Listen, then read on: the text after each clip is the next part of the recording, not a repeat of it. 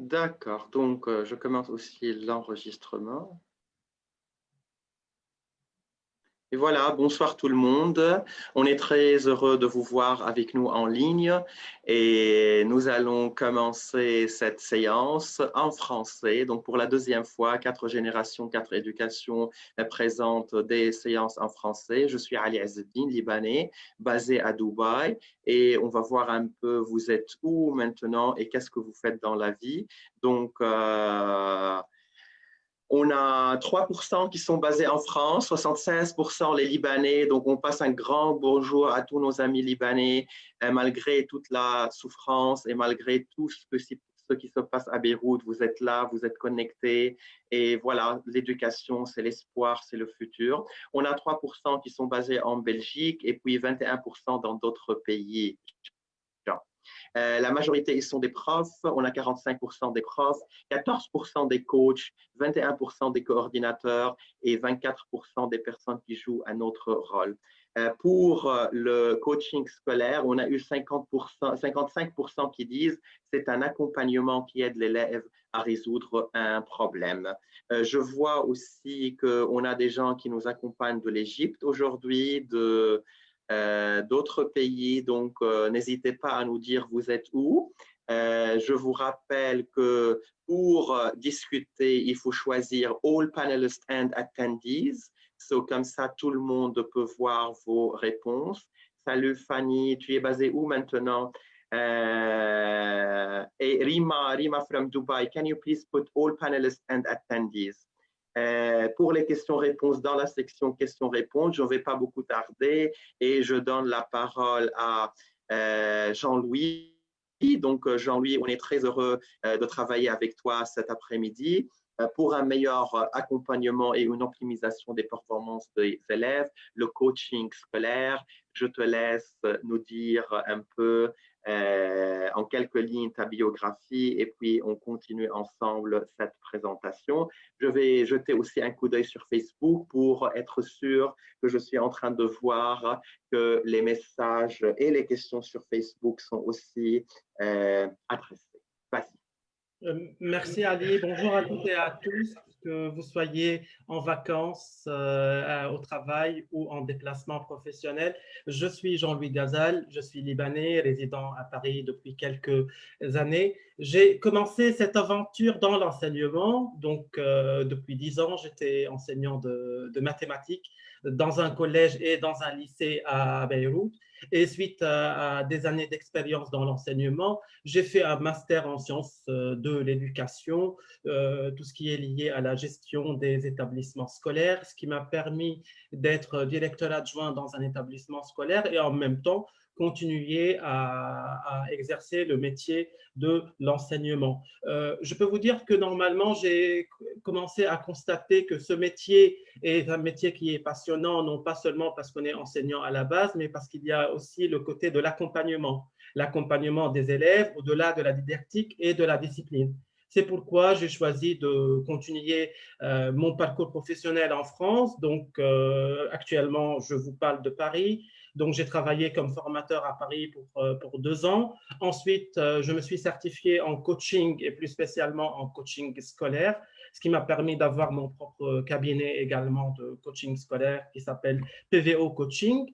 Et actuellement, en parallèle avec mon travail comme coach, je travaille comme responsable de ressources humaines et de recrutement au sein d'une direction diocésaine de l'enseignement catholique en France. Donc, je suis responsable normalement d'accompagner les enseignants et surtout les nouveaux enseignants. Donc, ça, c'est un petit mot sur ma biographie. Si on peut commencer par un point de départ qui est le coaching, j'espère que durant ce webinaire, on va répondre à 4 questions. La première question, qu'est-ce que le coaching scolaire? La deuxième question, quelles sont les qualités d'un bon coach? Certainement, pour les gens qui ne connaissent pas ce processus de coaching, je vais un petit peu expliciter comment se déroule un processus de coaching. Et je parle ici d'un coaching scolaire certainement. Et la dernière question, si le temps nous permet, peut-on être enseignant et coach? Parce que maintenant, la plupart de vous, vous êtes enseignants et donc pourquoi pas avoir cette posture, la posture d'un coach qui peut avoir les 2 casquettes, enseignant et coach. Donc, pour commencer, peut-être par un point de départ général, vous devez savoir que depuis quelques années, nous avons remarqué dans la société et dans les sociétés le développement d'une nouvelle profession qui s'appelle le coaching. L'arrivée de cette nouvelle profession qui s'appelle le coaching a bouleversé un petit peu certains concepts en pédagogie, en éducation, mais en même temps certaines fonctions. Et on se demande maintenant quel est le rôle d'un thérapeute, quel est le rôle d'un enseignant, quel est le rôle d'un psychologue, quel est le rôle d'un chef d'établissement, quel est le rôle d'un coordinateur de matière, etc. Et donc, nous avons constaté qu'on vit dans une société où on peut permettre à chaque individu d'avoir son professeur, son avocat, son médecin généraliste, son kiné, son avocat, son banquier, mais également son coach. D'où l'importance de dire que le coaching comme concept commence à être vraiment un concept connu par tout le monde. Moi, j'ai déjà fait quelques visites aux États-Unis et je vois par exemple aux États-Unis, le coaching est un concept qui est très connu. On parle beaucoup là-bas du life coaching, le coaching de vie, le life coaching et même en même temps le coaching professionnel. Vous devez savoir également que le coaching, quand il a commencé depuis des années, il a commencé par le coaching sportif. Quand on parle de coach, on pense directement à un coach sportif. On est dans une salle de sport, on est en train de faire du sport et il y a un entraîneur ou un coach qui est là pour nous aider à faire certains gestes et non pas d'autres gestes, à améliorer nos pratiques sportives. Et donc, le coaching sportif a émergé grâce à ce coaching sportif. Et c'est là où les penseurs de ce concept ont commencé à dire, mais pourquoi pas émerger le coaching sportif et faire naître un coaching qui est le coaching d'entreprise, le coaching scolaire, le coaching de couple, le coaching parental, etc. Que ce soit du coaching scolaire, du coaching d'entreprise ou du coaching sportif, on parle toujours de la performance de la personne. Et c'est là mon point de départ. Quand on travaille dans un coaching scolaire avec un jeune ou un élève, on s'intéresse à la performance comme finalité. Jean, donc comme tu viens d'introduire le concept du coaching, on a tout de suite une question et je pense qu'on peut répondre à cette question maintenant. Manal nous demande, dois-je avoir un certificat pour être coach ou bien pour faire du coaching? Manal, merci pour cette question parce que c'est une question très importante. Je pense que on a tendance à dire qu'on est formateur, on est enseignant, on est coach. Moi, je dis souvent, pour avoir une certaine légitimité, il faut avoir une certification. Oui, en France, dans les pays européens et même anglophones, maintenant, il y a plusieurs certifications qui donnent accès à des enseignants, à des formateurs ou à des personnes qui désirent rejoindre le monde de coaching d'avoir une certification. Oui, c'est une certification qui est normalement une certification de minimum d'un an. À la fin de cette certification, vous allez soutenir un mémoire et vous allez rejoindre un syndicat de coaching. D'accord. Donc, on est prêt à continuer et à attaquer le sujet maintenant qu'on a défini un peu c'est quoi le coaching et partir en plus de profondeur. Donc, pour présenter un peu c'est quoi le coaching, je peux vous dire que le coach, c'est comme un chauffeur. C'est quelqu'un qui va conduire le jeune ou la personne vers un point B. On a un point de départ qui est le point A et on va partir vers un point B. Vous devez savoir que en partant du point A vers un point B, c'est le client qui choisit la destination.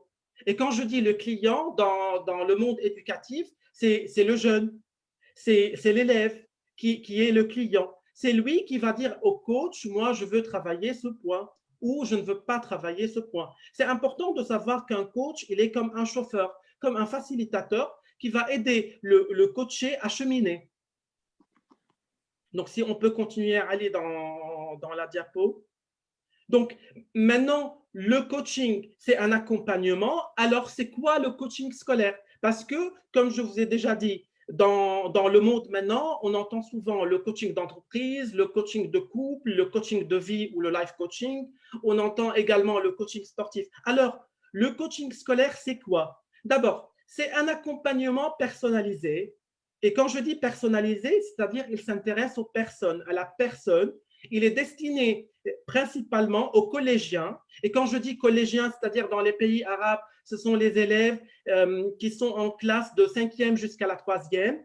Les lycéens, ce sont les élèves qui sont dans le cycle secondaire. Et les étudiants, ce sont les étudiants universitaires. Donc, un coach scolaire peut accompagner également des étudiants universitaires.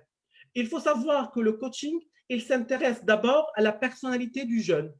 Et quand je dis le jeune, c'est-à-dire l'élève, à sa capacité d'apprentissage, est-ce qu'il est capable d'apprendre ou pas? Est-ce qu'il y a des problèmes liés à l'apprentissage ou pas? À sa motivation, parce que parfois, on rencontre souvent dans notre métier des problèmes liés à la motivation et au sens. On entend souvent maintenant des gens qui nous disent « je cherche un sens dans ma vie ». Croyez-moi, les élèves également. Ils cherchent également un sens dans leur vie. Et c'est important dans un parcours de coaching d'aider les élèves à retrouver ce sens si vraiment il y a eu une rupture quelque part avec ce sens. Parce que parfois, des élèves, ils ont vécu des moments qui sont des moments durs dans un établissement scolaire ou lors d'un parcours scolaire et ils ont perdu ce sens. Et donc, notre rôle de coach est d'aider l'élève à retrouver ce sens. Certainement, dans un parcours de coaching, on développe la confiance en soi, ce qui est très important pour les jeunes d'aujourd'hui, la capacité d'apprentissage, mais également le potentiel des élèves dès qu'il y a une difficulté passagère. Je vais développer après le sens de mot difficulté. Il faut terminer que le coaching scolaire n'est pas du conseil.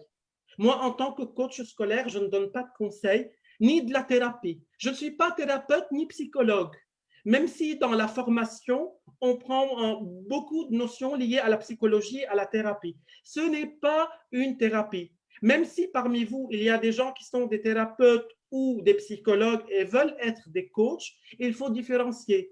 Moi, quand je reçois un jeune dans mon cabinet, je ne demande pas aux jeunes de s'asseoir sur un divan et de me raconter sa vie. D'accord? Ce n'est pas une thérapie, ça c'est très important, mais également, le coaching scolaire n'est pas du soutien scolaire. Qu'est-ce que je veux dire par soutien scolaire? C'est-à-dire, j'ai un élève qui a des problèmes en maths, il n'arrive pas à comprendre le chapitre d'algorithme ou le chapitre de trigonométrie, je n'envoie pas l'élève à un coach scolaire. Parce que le coach scolaire, même s'il a des compétences dans la discipline, ne peut pas travailler avec l'élève la didactique. Je laisse la question de la didactique aux enseignants, aux personnes qui sont spécialisées dans tout ce qui est soutien scolaire. D'accord? Ça, c'est important à savoir.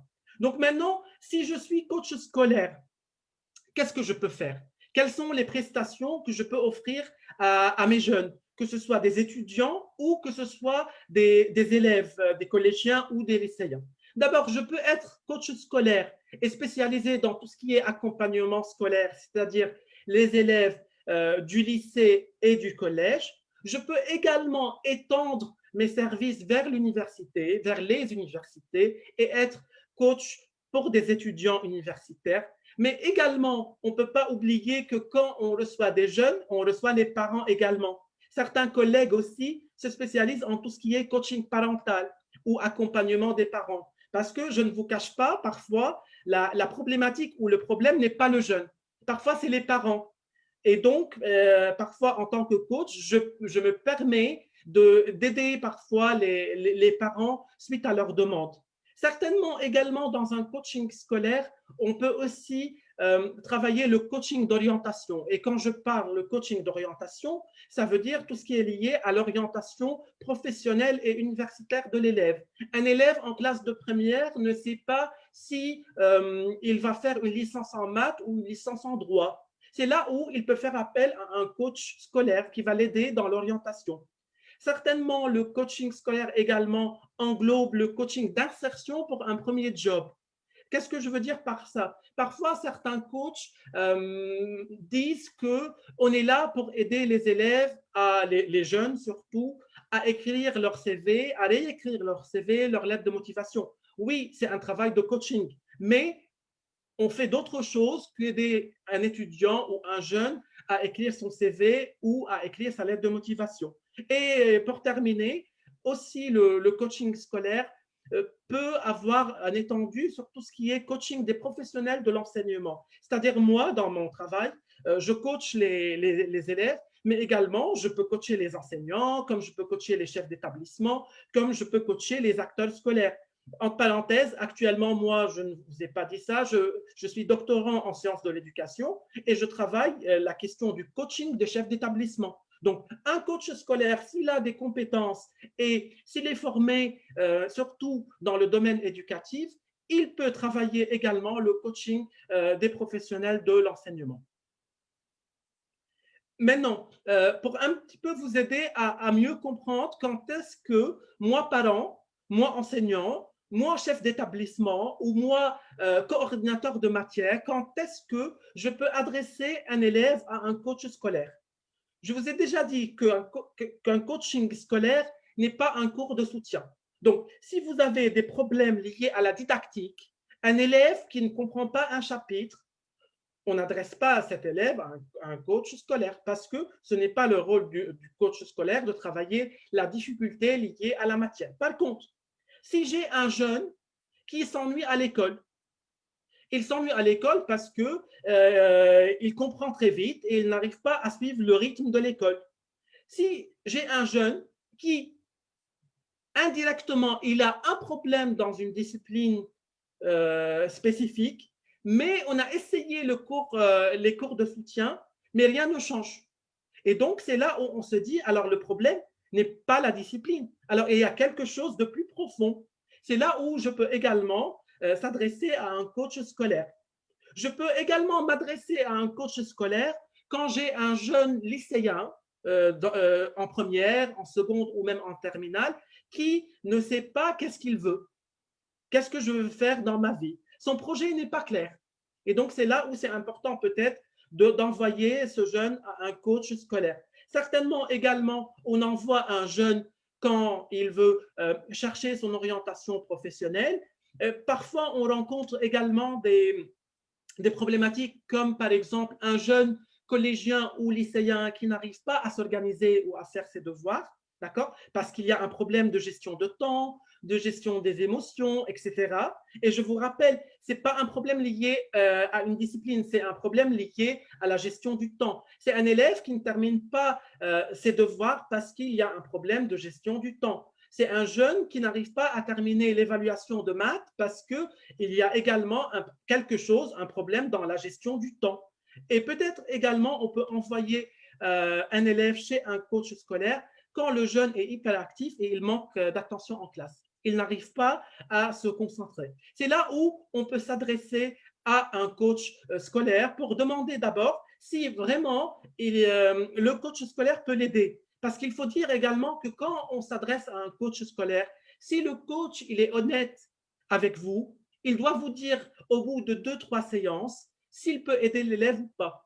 Parce que certainement, il y a des spécialisations, il y a des affinités également. Donc, c'est là où c'est important en tant qu'enseignant, mais en tant que corps éducatif, de cerner et de discerner si vraiment on a un besoin d'adresser un élève à un coach scolaire ou pas. J'espère que pour cette partie, j'ai été clair un petit peu à dénombrer quelques exemples, et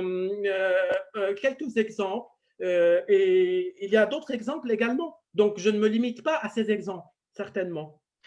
Jean-Louis, on va répondre à quelques questions et je pense que le sujet est très intéressant. Il y a beaucoup d'interactions des participants qui sont avec nous. Et Christiane a demandé un peu, c'est quoi le nom du syndicat des coachs? Est-ce qu'il y a une abréviation? Alors, ça dépend. Par exemple, en France et en Europe, on a ce qu'on appelle le EMCC, European Mentoring for Coaching and Counseling. OK. Ça dépend des pays. Peut-être aussi on peut envoyer ça dans le chat. Manal qui nous demande, est-ce qu'il y a une différence entre le coaching et le counseling? Oui, certainement. Un counseling, c'est-à-dire un consultant, c'est quelqu'un qu'on va faire appel pour nous résoudre un problème. On a un problème et on veut que ce quelqu'un nous aide. Je vous donne un exemple. Un établissement scolaire ou un coordinateur de discipline fait appel à un consultant pour mettre en place ou pour réfléchir à un dispositif pédagogique. Le consultant, il est là pour aider pour mettre un plan d'action, pour donner des conseils. On est en train de parler, pas du consultant Jean-Louis, du counselor, le mot anglais, counseling.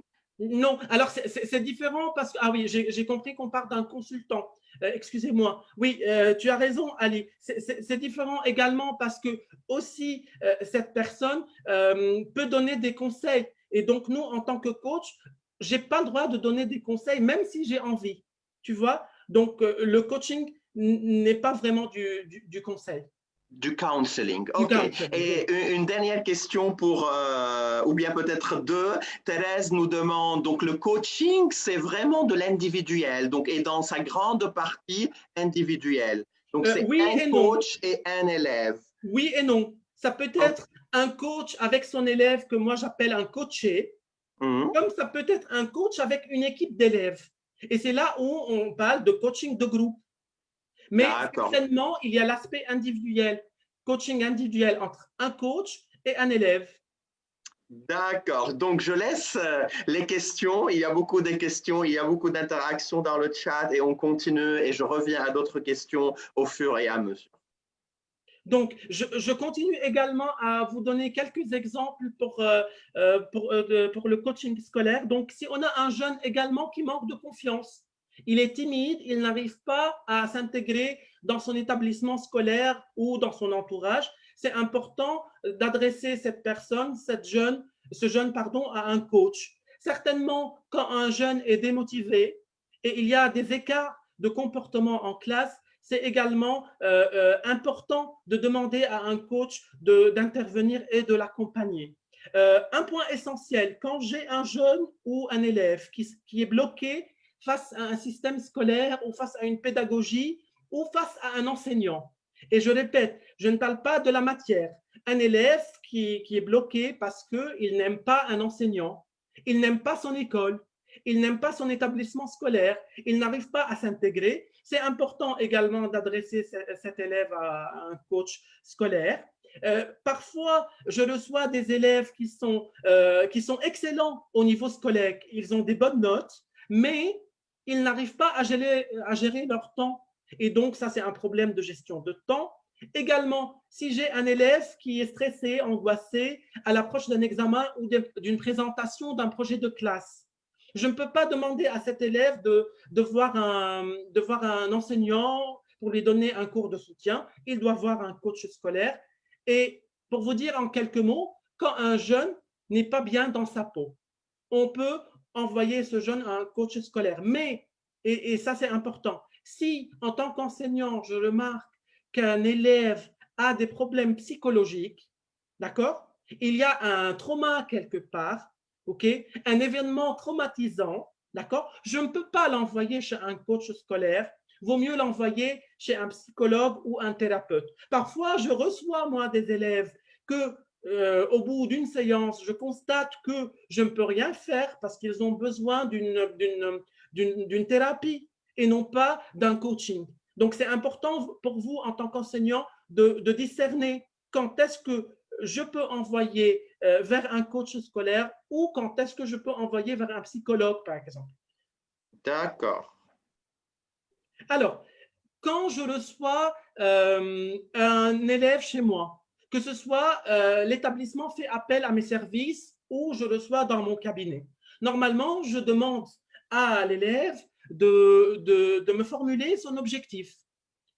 Alors, qu'est-ce qu'on travaille comme objectif dans un parcours de coaching scolaire? On peut travailler la question de l'organisation. On peut travailler la question de la gestion du temps.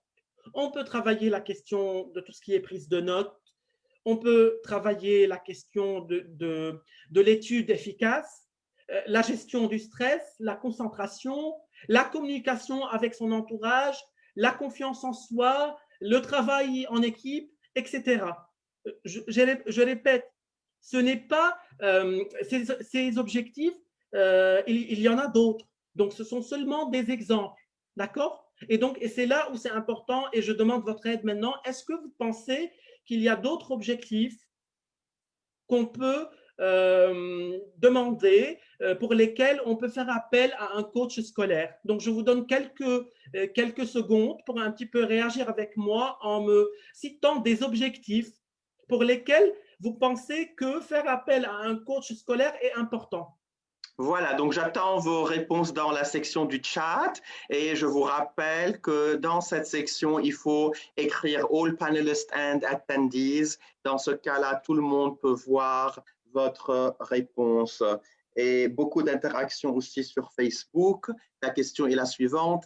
Pensez-vous à d'autres cas et objectifs pour lesquels nous pouvons faire appel à un coach scolaire? En attendant les réponses de nos participants, on a la question suivante de Joël. Est-ce qu'il n'y aura pas concordance entre les responsabilités d'un coach scolaire et une assistante sociale scolaire? Alors, on parle de métier d'accompagnement et c'est là où c'est important de faire la différence. Oui, l'assistante sociale peut écouter un jeune parler de ses problèmes en classe, mais elle ne peut pas mettre en place des outils pour aider le jeune à avancer. C'est là où le coach est le seul à mettre en place des outils, soit par le questionnement, soit par des outils. Je vais parler des outils après. Ces outils peuvent aider seulement le jeune à cheminer et à avancer. Non, ce n'est pas pareil. L'assistante sociale, c'est une personne qui est là pour écouter, pour savoir s'il y a un problème ou pas, et ensuite pour agir. Mais c'est elle qui agit et non pas l'individu, le coaché. Par contre, dans un coaching, c'est le jeune qui doit avancer, qui doit mettre en place quelque chose pour pouvoir évoluer. D'accord. Donc, pour les réponses à ta question, Jean-Louis, on a prendre conscience de ses compétences et comment les enrichir, des conseils éducatifs, mieux se connaître en tant qu'apprenant, donner de la motivation et de l'énergie, changer de stratégie, apprendre à l'élève à maîtriser son stress, organiser ses idées, orientation universitaire, connaître les points forts. Voilà, donc toute une liste dans le chat. Voilà. Je te laisse continuer. Donc, c'est compris. On ne parle pas de la didactique, on parle de tout ce qui est au-delà de la didactique. Maintenant, quand on parle de coaching scolaire, il y a trois composantes qui sont, pour moi, des composantes importantes. Accompagner. Il faut savoir que le coaching se fait à deux, entre le coach et le coaché. Vous pouvez me dire, et les parents, et les enseignants, et le chef d'établissement, quel est son rôle, quelle est sa tâche? Parfois, c'est le chef d'établissement ou les parents qui font appel à un coach. Je reçois les parents ou le chef d'établissement, j'écoute la demande du chef d'établissement ou des parents, mais vous devez savoir que le client n'est pas le chef d'établissement ou les parents. Mon client, c'est l'élève. Donc, suite à un premier entretien avec les parents et ou le chef d'établissement et les enseignants, je fais appel à l'élève et j'écoute la demande de l'élève. Donc, c'est pour cela, quand j'accompagne, je recueille, je confronte, je rapproche, je comprends la demande. Parce que parfois, je ne vous cache pas, les parents ont une demande qui est différente de celle de l'élève. Et c'est là où il faut rapprocher les choses. Je vous donne un exemple très simple. J'ai reçu un parent qui voulait que son fils, termine l'école et s'oriente vers des études en médecine. D'accord? Pour les parents, c'est clair. Ils voient leur enfant en tant que médecin. Quand j'ai reçu l'élève, le fils, d'accord, on a discuté et j'ai constaté que non. La demande n'est pas la même. L'élève veut être ingénieur. Alors, vous pouvez me dire, et qu'est-ce qu'on fait alors? Est-ce qu'on continue ou on ne continue pas? Non, je ne peux pas continuer parce qu'il y a une divergence dans la demande. Donc, j'étais obligé de parler aux parents pour pouvoir dire aux parents que non, si vous voulez que j'accompagne votre fils, il faut que je l'accompagne pour qu'il soit ingénieur et non pas pour qu'il soit médecin. D'accord? Donc, ça, c'est le côté accompagnement. Il y a une deuxième composante qui est importante, qui est les ressources intérieures. Le piège de dire que le coaching, c'est seulement du bien-être. Ce n'est pas seulement du bien-être et du développement personnel. Certainement, il y a l'aspect du bien-être et du développement personnel, mais il y a toujours un va-et-vient entre ce bien-être et entre tout ce qui est extérieur à ce bien-être. Et quand je parle des choses extérieures, j'ai envie de vous dire tout ce qui est stratégie, tout ce qui est plan d'action, tout ce qui est amélioration, etc. Donc, certainement, en coaching, on s'intéresse au bien-être, mais ce n'est pas seulement du développement personnel. D'accord? Et la troisième composante qui est importante, quelle est la demande du jeune? Quel point, en tant que coach, je peux travailler avec le jeune? Parce que le jeune vient chez moi avec une demande et cette demande, je la reformule avec le jeune à travers un objectif. Donc, moi, j'ai une demande, j'écoute cette demande, je l'accueille, je la confronte à des réalités, je la recueille, etc. Et ensuite, on va émerger ensemble, l'élève, le jeune et moi, en tant que coach, un objectif. Et quand l'objectif est clair, on commence à travailler. Ali, tu peux passer à la diapo suivante. Donc, comme j'ai déjà dit, le coaching n'est pas une thérapie parce que dans une thérapie, on se pose la question du pourquoi.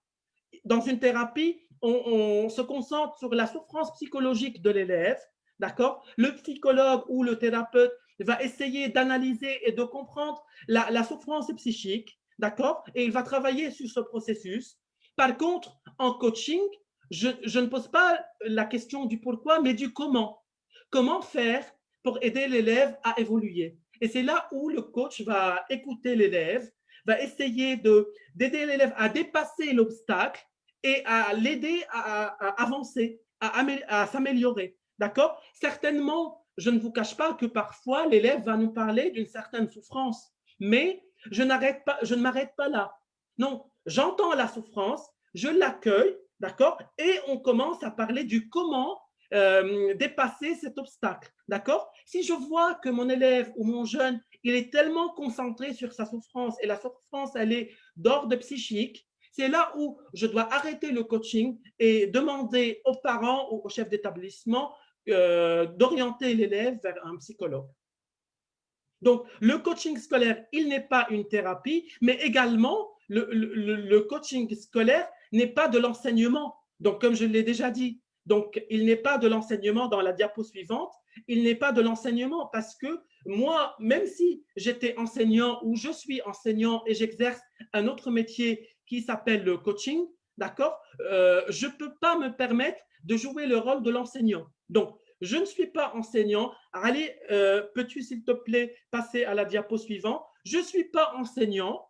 Je ne suis pas consultant non plus parce que mon rôle n'est pas de donner des solutions. Si l'élève vient chez moi en tant que coach pour lui donner des solutions, je ne suis pas un cahier de recettes.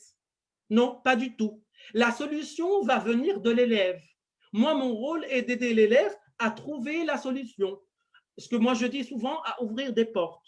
D'accord? Certainement, le coach n'est pas également un mentor, le mentoring en anglais. Parce que normalement, un mentor, c'est quelqu'un qui va partager quelque chose de son propre expérience. En coaching, je ne parle pas de moi. J'écoute l'élève. C'est l'élève qui parle de lui. Même si l'élève parfois a envie de me poser des questions sur ma vie, qu'est-ce que j'ai fait, comment j'ai passé mon week-end, etc. Non, on ne parle pas de moi. Je dis honnêtement, on est là pour parler de vous. D'accord? Et également, le coaching n'est pas un formateur. Il n'est pas là pour seulement accroître des connaissances ou de travailler, de mettre en place des formations. D'accord? Donc ça, c'est important à distinguer que le coaching, c'est vraiment pas de l'enseignement, il n'est pas un consultant, ni un mentor, ni un formateur. Et comme j'ai déjà dit, ce n'est pas un psychologue. Alors, quand je suis coach scolaire, je fais quoi? Quand je suis coach scolaire, d'abord, j'ai une éthique. Mon éthique se résume sur différents points d'abord. Le premier point d'abord, je dois croire que l'élève peut trouver des solutions. Si moi, en tant que coach, quand je reçois un élève, je dis inconsciemment que ça ne vaut pas la peine, d'accord, c'est mort, l'élève ne peut pas évoluer, alors je préfère que vous ne continuiez pas le coaching parce que vous avez déjà un jugement.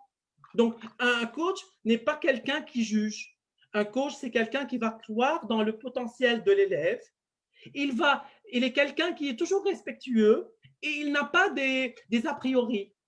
Pas des a priori ni de jugement, d'accord? Il va travailler là où l'élève se trouve. C'est-à-dire que si moi, quand j'accueille l'élève, je vois qu'il est sur le point B, je travaille avec l'élève de nous déplacer du point B vers un point C.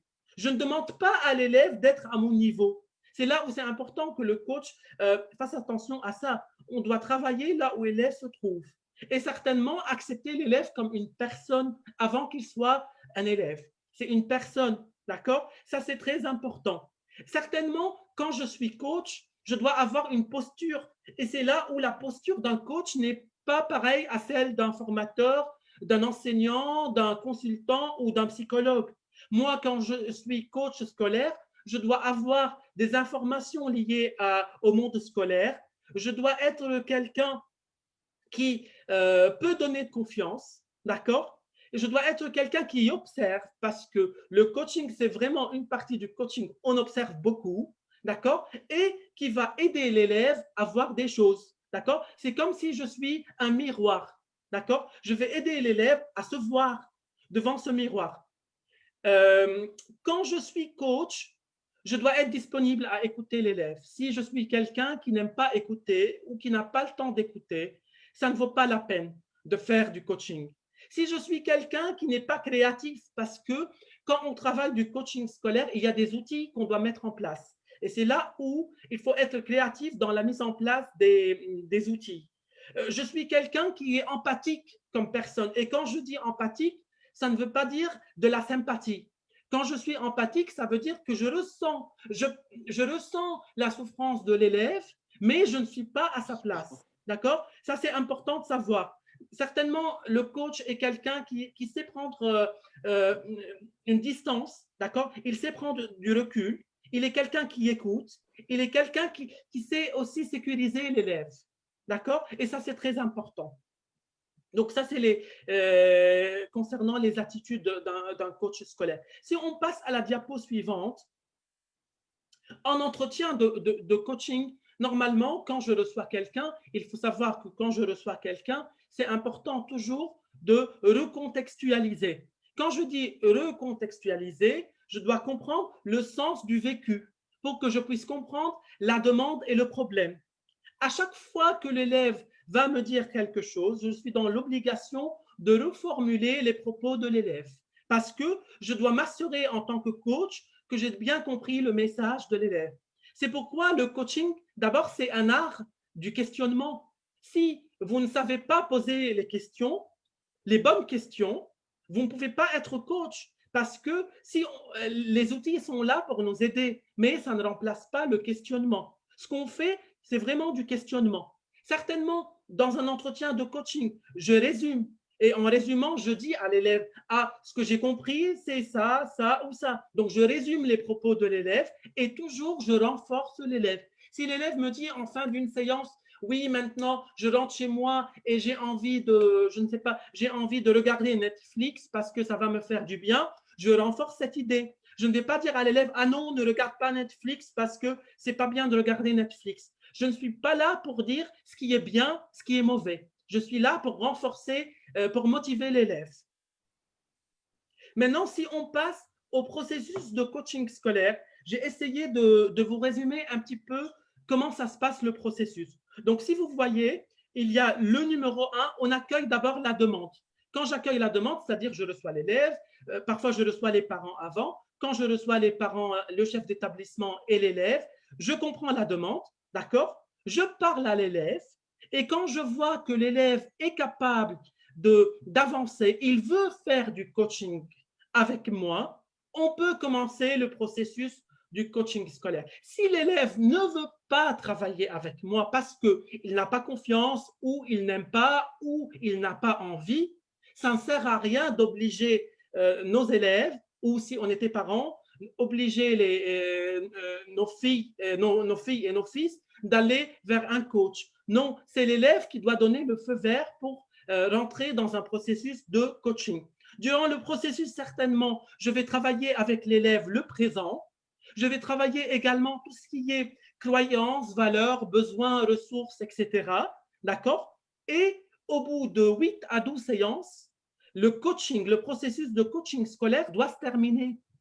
quand on fait un coaching scolaire, on ne fait pas un coaching scolaire à vie.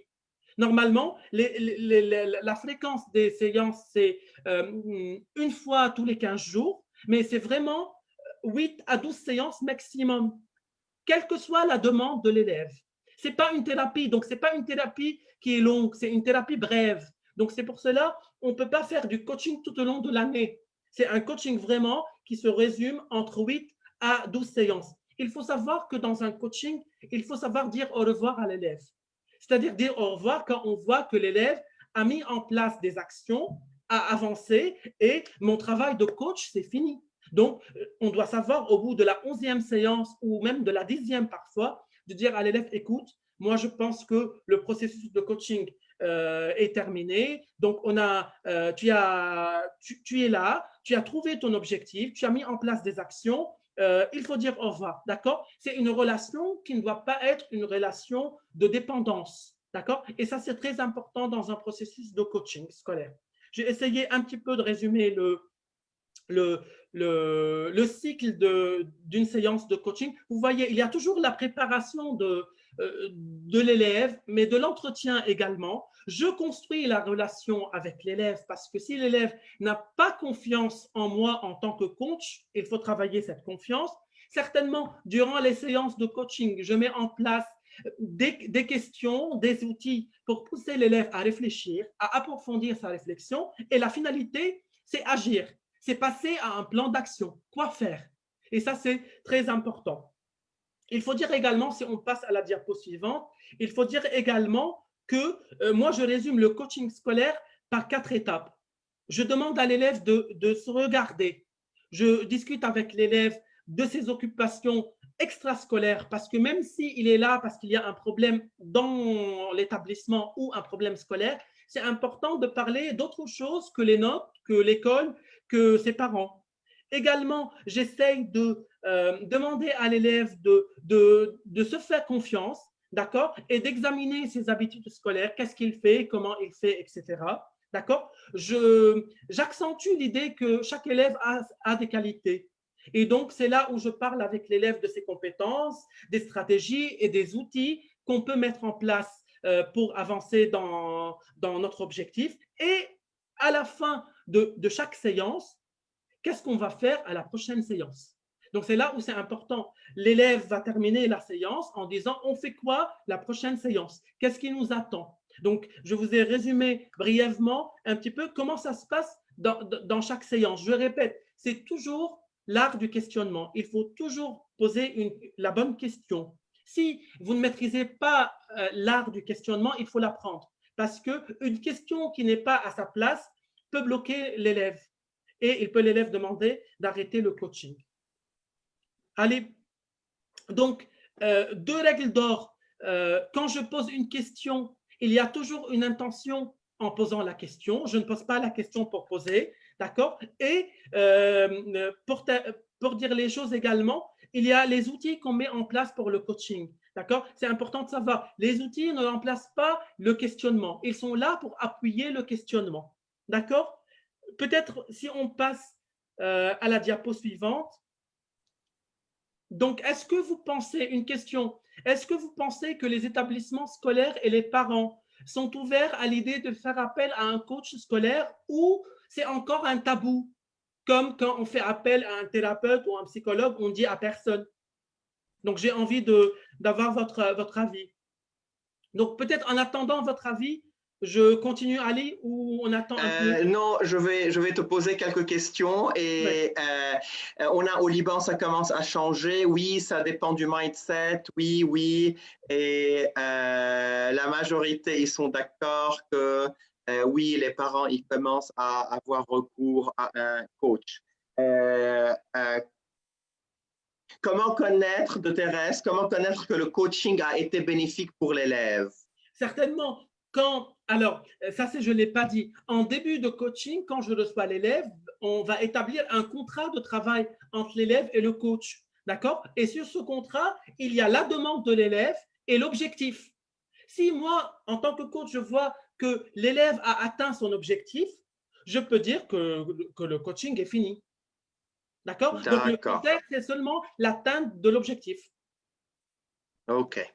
On continue avec notre présentation et puis on a quelques questions à Donc, se poser. je répète que l'objectif de cette présentation n'était pas de vous former sur le coaching scolaire parce Oui. que on ne peut pas vous former en 45 minutes. L'objectif, c'était seulement de présenter le coaching scolaire comme un nouveau concept qui se trouve sur le marché éducatif. Donc, pour un petit peu résumer tout ce que j'ai présenté, le coaching, c'est une démarche d'accompagnement, d'accord? Dans un coaching, on a l'obligation d'amener l'élève à découvrir ses ressources propres, tout ce qui est intériorité, mais aussi extériorité. Le coach est un facilitateur, n'est pas quelqu'un qui va obliger l'élève à faire quelque chose ou à décider quelque chose. Il est quelqu'un qui va faciliter, qui va ouvrir les portes, d'accord? Il va amener l'élève à découvrir. Il faut savoir que les outils qu'on utilise en coaching, ce ne sont pas des outils qui remplacent le questionnement. Les outils sont là pour appuyer le processus de coaching. Certainement, moi, en tant que coach, jusqu'à maintenant, je lis beaucoup. J'utilise parfois des outils de PNL, mais comme parfois j'utilise des outils de communication non violente. Il y a aussi des outils liés à des tests de personnalité, des tests de gestion de temps, tout ce qui est des outils liés à des émotions, aux valeurs, aux croyances, etc. Donc, quand vous êtes formé en coaching, c'est important que vous soyez formé également à utiliser des outils. Et quand on utilise un outil, il faut l'adapter également parce que l'outil X peut fonctionner sur un élève, mais peut ne pas fonctionner sur un autre élève.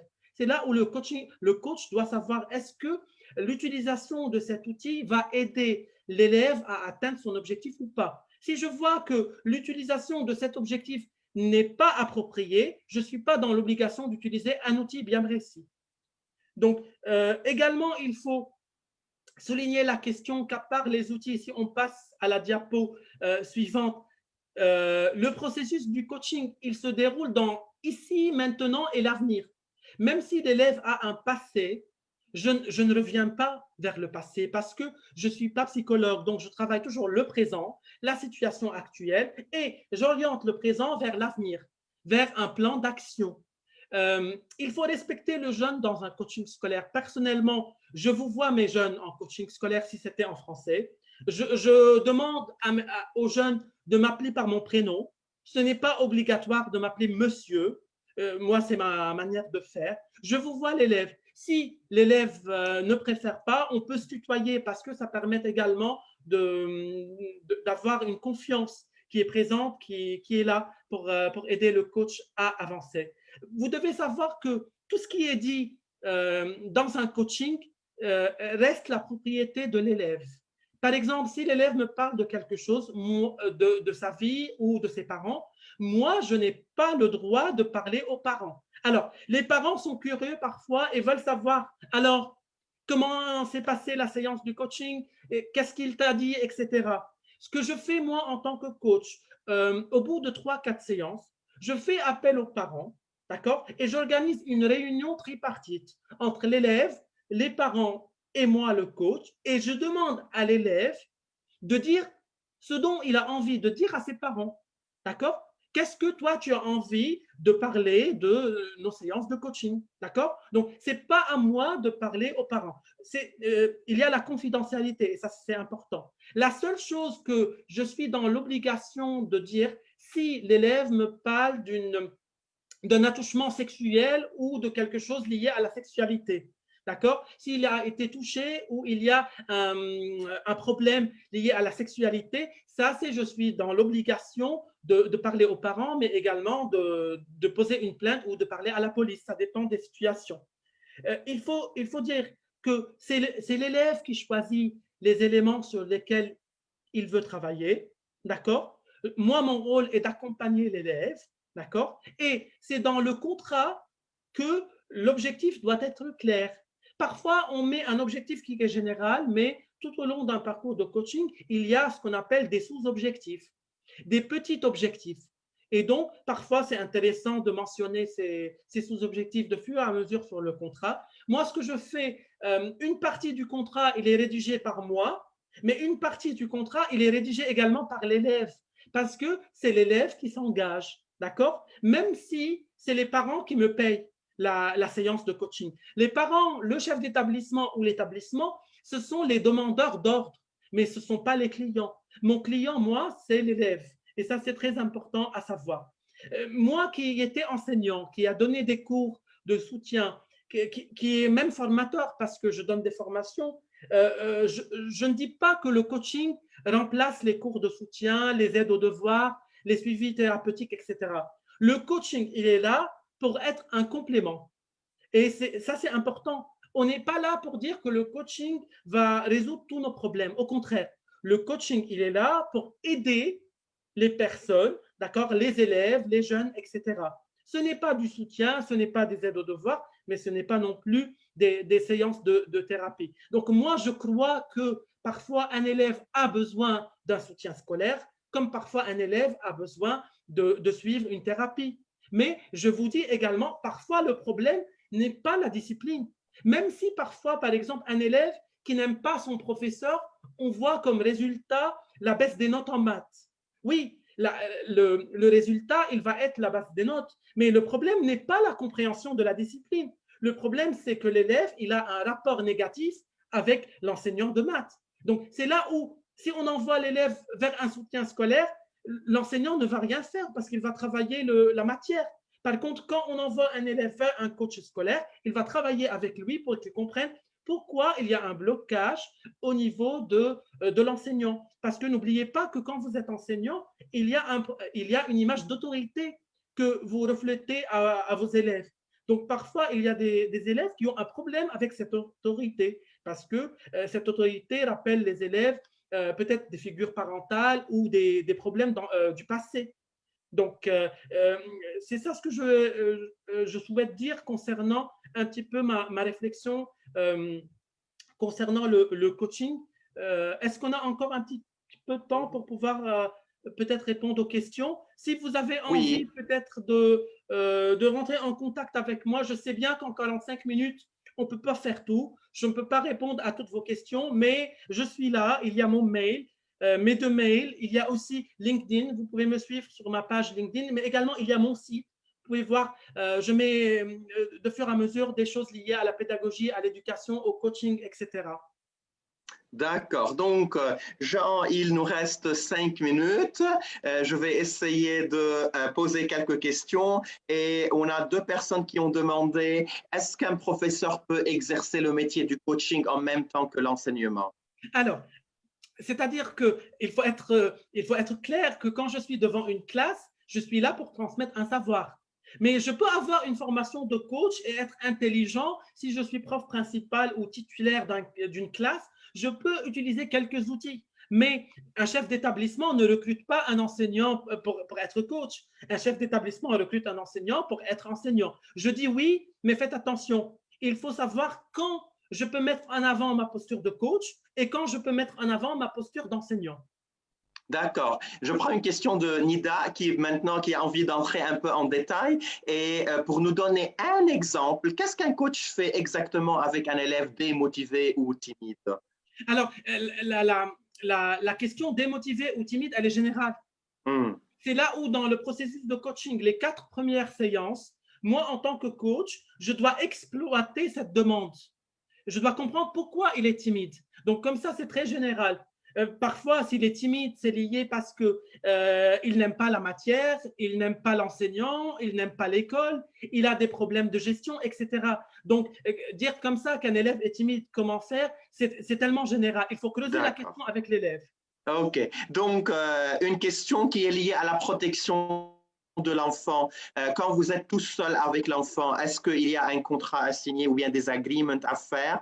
Alors, S'il y a du coaching en ligne, est-ce que vous enregistrez aussi les séances? non. Alors, le contrat, il est là, que ce soit un coaching en ligne ou un coaching en présentiel, d'accord? Il y a le contrat entre l'élève et moi, d'accord? Si l'élève, il est mineur, comme le cas des lycéens et des collégiens, c'est les parents qui vont signer également sur le contrat, d'accord? Si c'est l'établissement qui fait appel à mon service, il y aura un contrat entre l'établissement, le coach et l'élève, d'accord? Et les parents peuvent regarder et peuvent donner leur accord sur le contrat.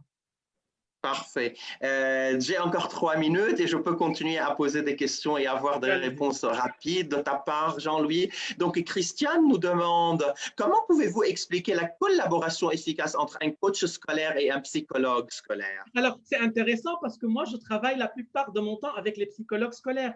C'est-à-dire que si le psychologue, il croit que le coaching ne remplace pas son métier, d'accord, vous allez collaborer ensemble.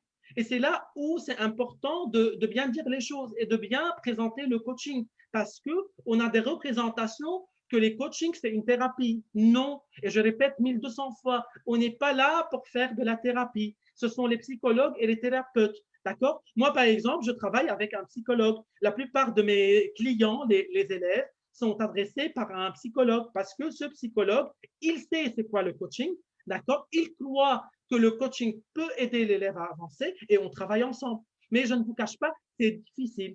C'est difficile parce que c'est un métier qui est mélangé.